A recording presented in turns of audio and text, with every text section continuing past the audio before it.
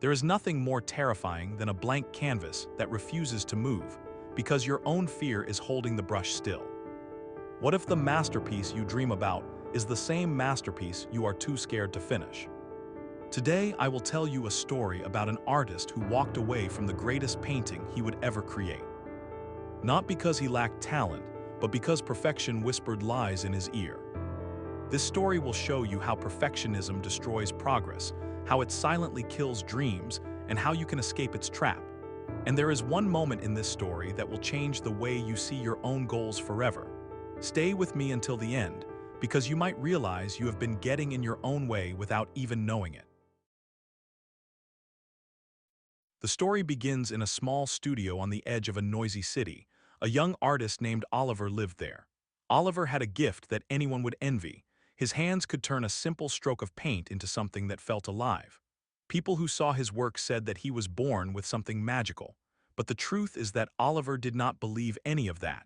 He believed that his work was never good enough. Every morning he sat in front of his easel staring at a giant canvas. It was supposed to be his masterpiece, the painting he had dreamed about since he was a child, a painting that he hoped would be displayed in the biggest gallery in the city. He could see the image clearly in his mind. He could feel what it had to become. But every time he tried to bring it to life, something stopped him. It was fear. Fear that the painting would not live up to the vision he had in his head. Fear that people would not like it. Fear that he would disappoint himself. So he hesitated. He adjusted a stroke here, a shadow there. He erased and repainted the same corner over and over again. He spent 2 weeks trying to get a shade of blue to look perfect. He would stare at the painting until his eyes hurt, and then he would walk away feeling worse than when he started. This is what perfectionism does. It tricks you into thinking you are improving when you are only stuck. It makes you believe you need more time, more skill, more certainty when what you actually need is courage. And this does not happen only to artists. It happens to anyone who has a dream. Students who do not submit a project because they think it is not good enough. Writers who never share their stories. People who want to start a business but wait for the perfect moment. People who want to change their life but wait for the perfect version of themselves. Studies have shown that perfectionism is linked to higher stress, lower productivity, and even higher chances of burnout. The fear of making mistakes stops people from finishing what they start, or worse, from even starting. And Oliver was falling deeper into this trap every day. One afternoon, Oliver received an email from the most respected art gallery in the city. They had seen his earlier work and wanted to feature his new masterpiece in an upcoming exhibition. The deadline was 30 days away. 30 days to finish the painting he had been rewriting in his mind for years. Instead of feeling excited, Oliver felt panic. His hands shook. His stomach twisted. He looked at the canvas, which was still unfinished.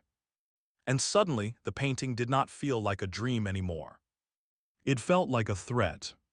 He told himself, "It is not ready, I am not ready, I need more time." But life does not stop and wait for perfection. As the deadline approached, Oliver worked harder. He slept less. He stopped going out. He spent hours blending colors that were already fine. He kept redoing details that nobody else would ever notice. The closer he got to the exhibition date, the more mistakes he thought he saw. His fear grew louder than his talent. And then one night something happened. Oliver had been working for almost 10 hours straight. The room smelled like paint and stress. His eyes were heavy, his back hurt, but he kept going. He kept touching up a small section of the painting near the bottom right corner. It was barely the size of a coin. And then his brush slipped. A tiny stroke out of place. A mistake. It was barely visible. Anyone else would have ignored it, but Oliver froze, his heart raced, his mind screamed. "It is ruined, I ruined it." He dropped the brush and stepped away. He looked at the canvas as if it was something dangerous. He felt defeated, frustrated, angry at himself. He started imagining people laughing at his work. He imagined the gallery rejecting him. He imagined being exposed as a fraud. And in that spiral of fear, he made the worst decision of his life. He walked away from the masterpiece.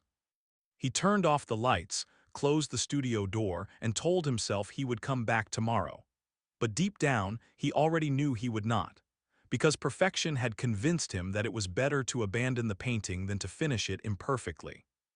And this is exactly what perfectionism does to people. It convinces you that an unfinished dream is safer than an imperfect one.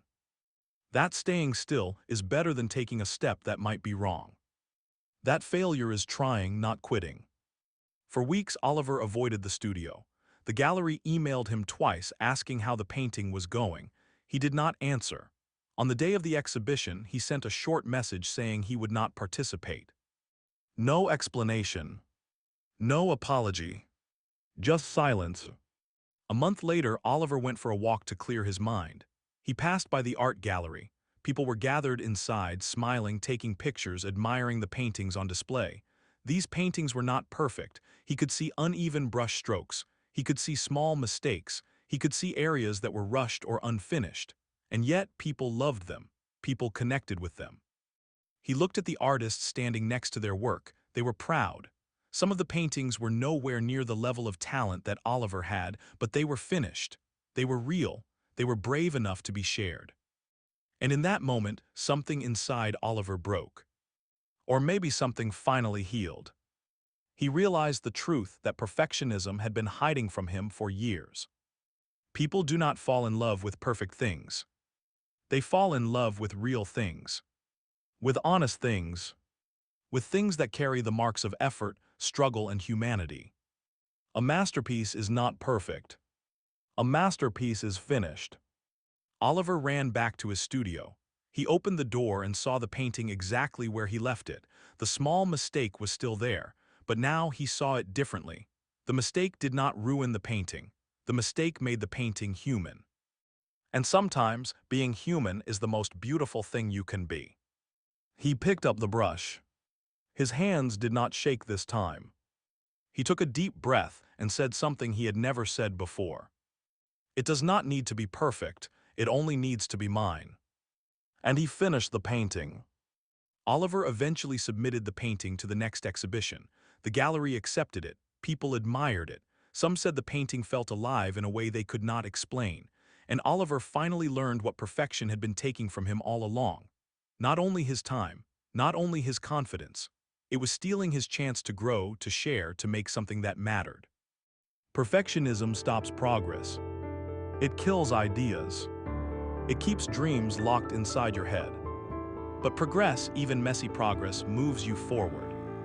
You do not need perfect steps. You only need steps. So if you have a dream, start it. If you have a project, continue it. If you have something unfinished because you think it is not good enough, pick it back up. Remember this: the world does not need perfect work. The world needs your work.